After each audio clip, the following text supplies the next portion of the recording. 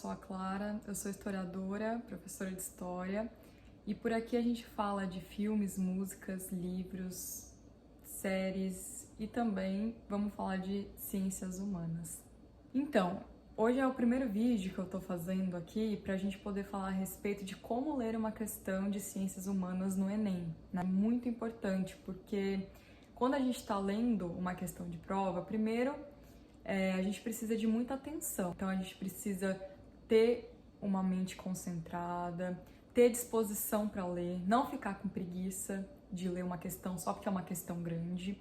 Hoje eu vou começar aqui analisando uma questão que não é muito longa, da prova de Ciências Humanas do Enem de 2024, então é a prova azul do Enem do ano passado. Para quem não sabe, então, o Enem ele é a porta de entrada para as universidades públicas brasileiras, principalmente no caso as universidades federais, né, que são universidades públicas que são financiadas com verba do governo federal. Então, existem várias, existem a Unifesp, Universidade Federal de São Paulo, Universidade Federal do Rio de Janeiro, Universidade Federal da Bahia e assim por consequência. Então, vale a pena estudar para o Enem também se você quer conseguir algum tipo de bolsa nas universidades particulares.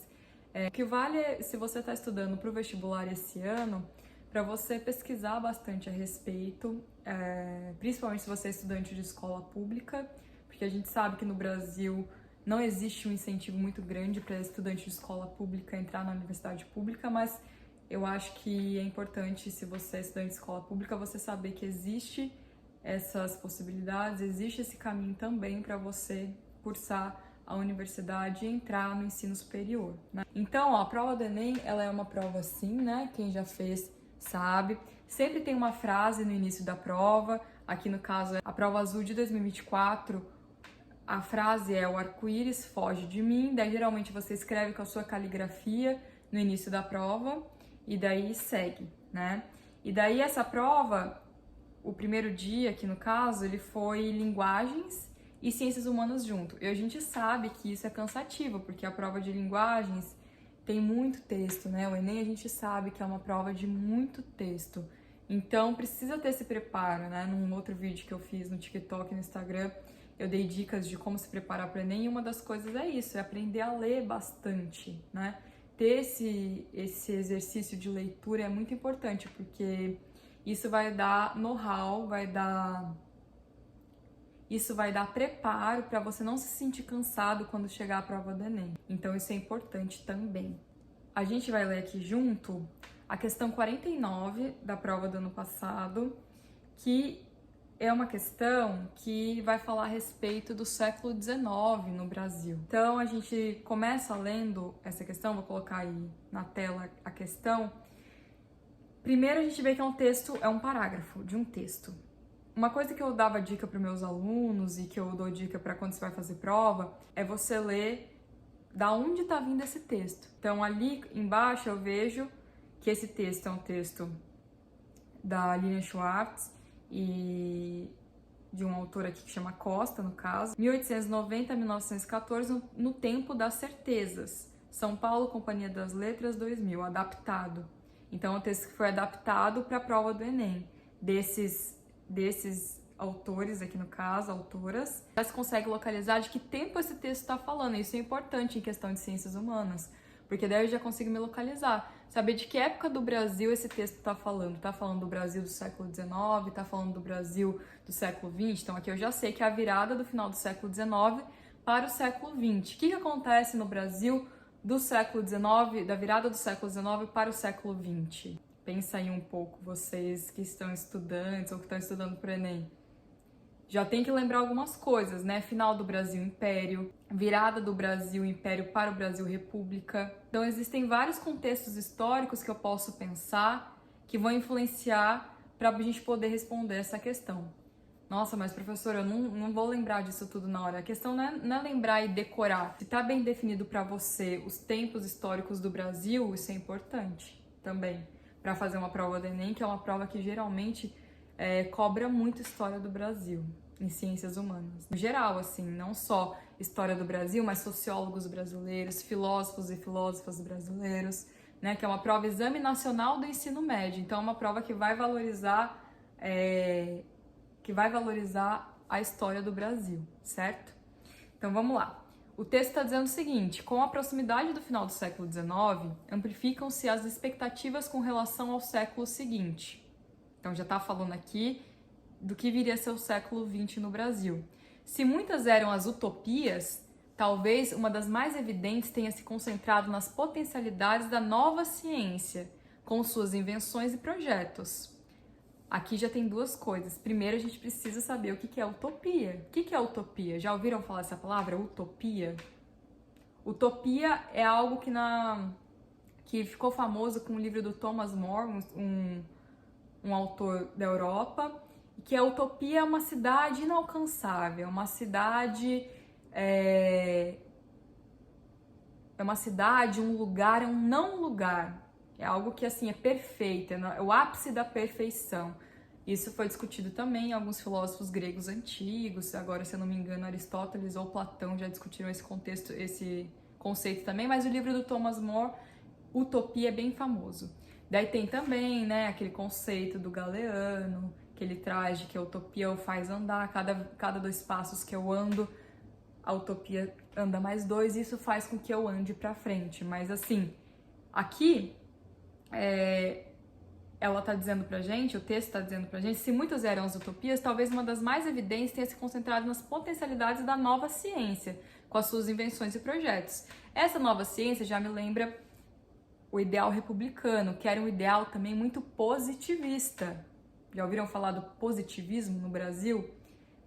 Positivismo é uma filosofia do Augusto Comte, mas assim...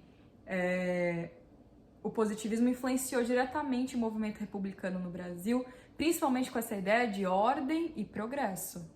Então, se eu tô falando de ordem e progresso no Brasil, eu tô falando desse novo país que vai ser construído, essa nova ideia do que é nação, que vai trazer pra gente também esse ideal republicano. Preciso lembrar de tudo isso para responder a questão? Não necessariamente, eu só tô aqui mostrando como que a gente pode fazer os links para esse texto ficar mais fácil para a gente saber responder a pergunta. Não é por mera coincidência que a agenda do país tenha sido tomada pela introdução de uma série de eventos. Olha aí outra palavra-chave, agenda do país. Que agenda de país é essa? Esse país novo que está nascendo, essa nação nova que está nascendo, deixando de ser império e agora se tornando um país republicano, né? Isso é muito importante em debate do Brasil. O que é a República Brasileira? Direto, isso cai no Enem, direto. De forma acelerada, entraram no Brasil a luz elétrica e com ela o telégrafo, o telefone, o cinematógrafo. Na área dos transportes, o trem a vapor é substituído pelo elétrico, que assiste à entrada do automóvel e até do aeroplano. Então, está falando desse país que entra no século XX com algumas inovações científicas tecnológicas.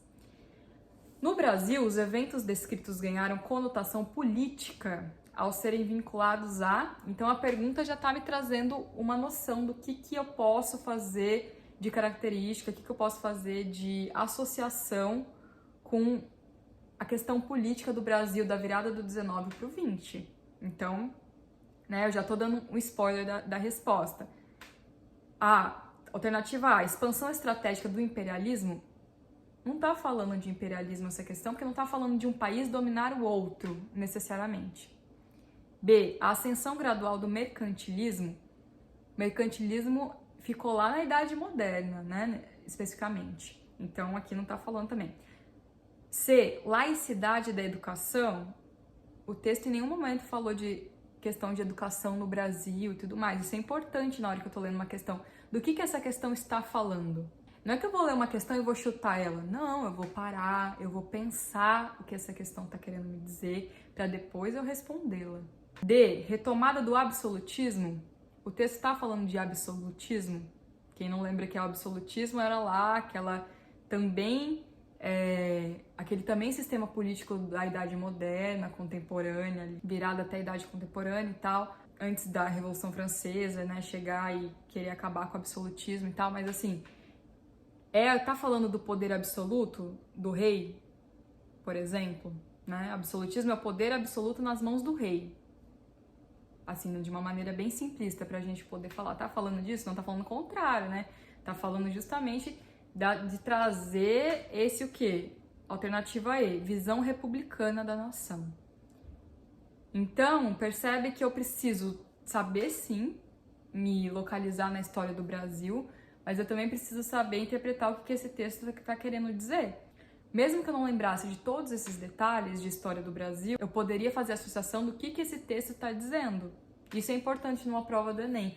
Eu não preciso decorar todos os conteúdos de ciências humanas, mas eu preciso entender o que o texto está falando e qual que é a resposta mais próxima, né? Daí tem várias estratégias que as pessoas, professores recomendam. Eu leio primeiro as alternativas e depois leio o texto e tal. Eu gosto e sempre gostei de fazer assim, como eu tô mostrando essa linha de raciocínio. Então a gente chega na resposta da questão 49 da prova azul de 2024, alternativa E, visão republicana da nação, tá? Recomendo tem vários vídeos aqui no YouTube que ensinam um pouco do que é essa visão republicana da nação.